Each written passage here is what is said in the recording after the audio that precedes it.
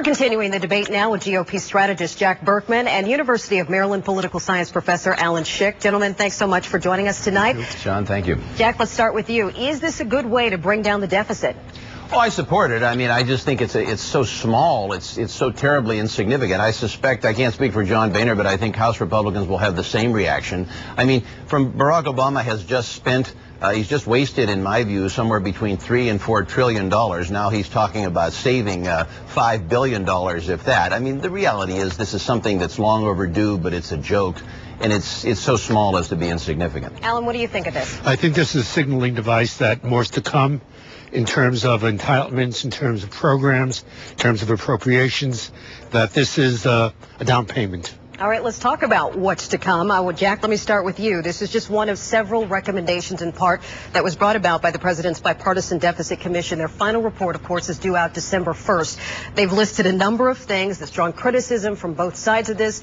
Jack, what are some of those ideas, and do you think they're actually going to be good ways to bring down our, well, we can talk deficit? About what's real and what's likely and then what's fanciful. I mean, I think what they should do is get in, if you want to talk about federal workers, they should get into broad cuts. I mean, for one, to say something controversial, I don't think federal workers should be entitled to any kind of pension at the taxpayer's expense. I, for one, would move in, and I think a lot of conservatives would, make broad cuts in terms of compensation and really change the whole structure. Now, in terms of getting into the Simpson report and some other things, in terms of that stuff with entitlements, unless you fix the Social Security problem, you really don't do anything. So my guess is they're going to leave that alone because I think, unfortunately, both parties, even conservatives, will be afraid to do that. Alan, where do you stand on that? Well, Social Security is not a crisis at all. It's very easy to fix. All you need is political agreement. The amount sounds in trillions of dollars over a 75-year period, but there are dozens of ways of fixing Social Security.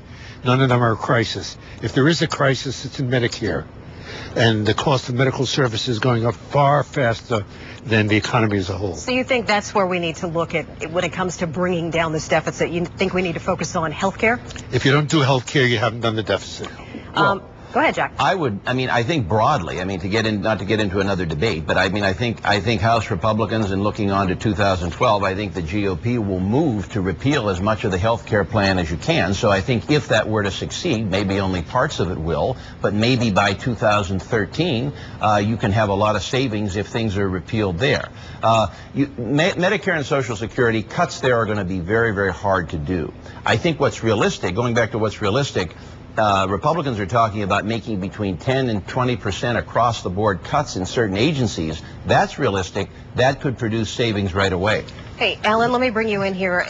That's not the only thing that the Bowles report talks about, the Simpson report talks about. They also talk about eliminating the child tax credit, raising taxes, spending cuts. What do you think about some of those other proposals? What they talk about mostly is cutting out most of the tax expenditures, the tax preferences, and lowering the tax rates. For example, on corporations, lowering it from 35% to 26 to 27%, raising more money for the government at lower tax rates. That's the way we got to go. What about the idea on simply holding off on all of these spending cuts or tax hikes until the unemployment rate goes back up? Or otherwise, it seems like we're just going to damage the already fragile, rebuilding of our nation's economy. Well, the government has to. I think you have to have spending cuts. You've got to address the spending because that will just spiral. I mean, you can't look at the current state of the economy and be worried about that, because if they don't start addressing that now, you'll have a tidal wave in 3 to 5 years and beyond. I think with the tax cuts, you're in the middle of a recession. I mean, my Lord, all of the things this administration has done in the name of fighting the recession, if you don't bring tax cuts to everyone, I just don't see how any of it makes sense. All right. Well, go ahead. Let me let you get the final word in. Yeah, to Republicans, there's never a good time to generate taxes. And I think this is just a pretense that the economy's weak, etc.